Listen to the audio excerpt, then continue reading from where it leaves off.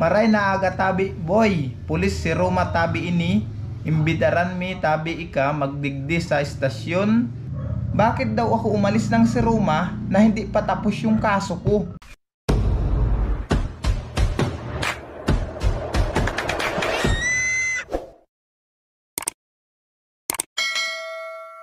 Yo, what's up mga kasinag? Isang magandang umaga.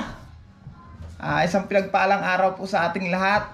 Ngayon pala mga kasinag, naglalaba ako nung aking mga uniform na ginamit sa trabaho. Sabi ko nga, pagkatapos ko maglaba, pupunta ako ng silang. Gawa ng yung isa kong camera mga kasinag na GoPro, ipapadala ko doon sa misis ko kasi si Bianan, si Mama Merna, pauwi mamaya sa Roma. Bago kasi ako malis doon mga kasinag, tinanong ko si misis kung magbablog ba siya.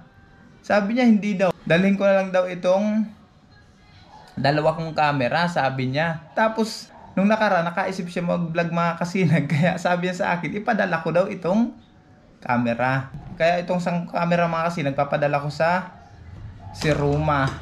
Tapos pagtingin ko ng cellphone ko mga kasinag, titingnan ko kung anong oras na at kung may text si misis, may bumungad sa akin mga kasinag na kinabahan ako. Kinabahan talaga ako mga kasinag sa message niya. Kasi may message siya dito. Nasa message request ko. May nag-message sa akin mga kasinag na may subpoena raw ako.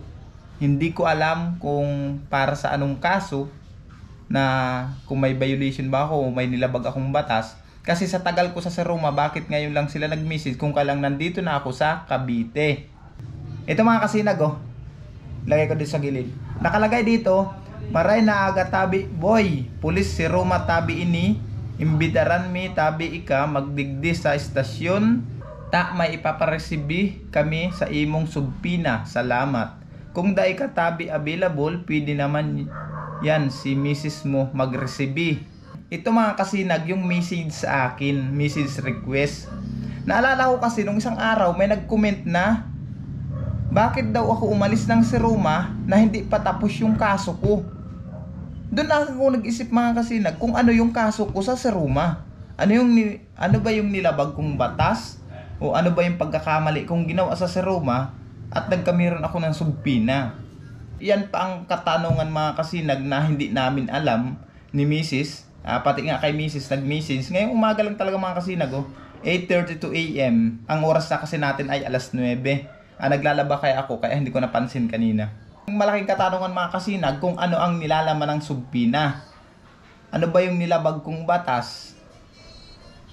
Ano ba yung pagkakamali kong ginawa? Hindi ko rin alam. Wala akong idea kung para saan. Pero isa lang ang naisip ko, pag hindi kay Bagwis mga kasinag, kay Pagaspas. Kaya malaman natin ngayon mga kasinag kung ano ba yung kaso na yan na nakalagay doon sa subpina pag nakuha ni Mrs. Na hindi ko alam talaga mga kasinag kung ano talaga.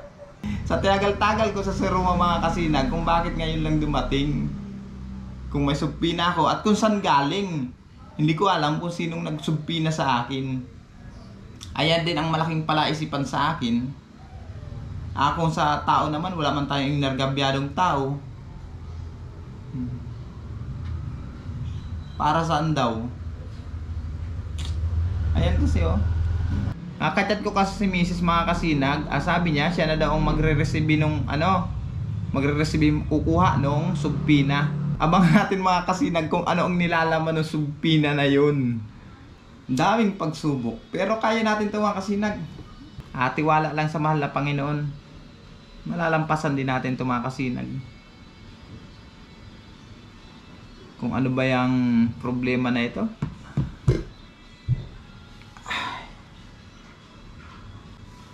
Hirap.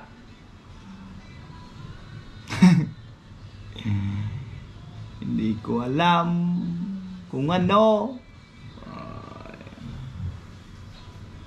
Nakadagdag isipin pa ito sa problema ko mga kasinag. Dumagdag pa ito sa problema ko mga kasinag. Imbes na relax na. Ay, Diyos ko, ama. Bahala na mga kasinag kung ano ba talaga. Abangan nyo na lang mga kasinag Hanggang dito lang muna ang update ko sa inyo Sa lahat po ng ating mga viewers, subscribers, maraming salamat po sa walang sawang pagsuporta at pagtangkilik nyo sa aming YouTube channel. Hanggang dito lang mga kasinag. Shoutout pala kay Eden Vlog. Ayan mga kasinag. Suportahan nyo sana siya. Please like, share, and subscribe naman ang kanyang mga video. Ayan kasi ang pinapangarap niya mga kasinag, na monetize siya at makapaghatid din siya ng tulong para sa mga kababayan natin.